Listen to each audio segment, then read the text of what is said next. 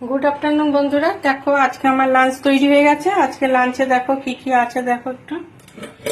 আজকে লাঞ্চে আছে গরম গরম সাদা ভাত, এখানে আছে ওল সেদ্ধ, এটা নুন তেল আর কাঁচা লঙ্কা দিয়ে মাখবো।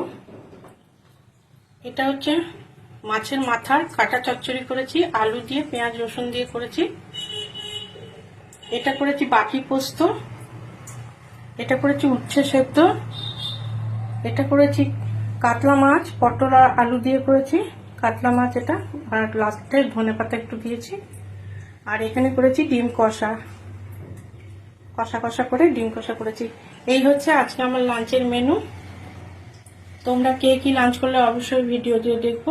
আমার লাঞ্চ মেনু তোমাদের কেমন লাগলো অবশ্যই কমেন্ট করে জানিও।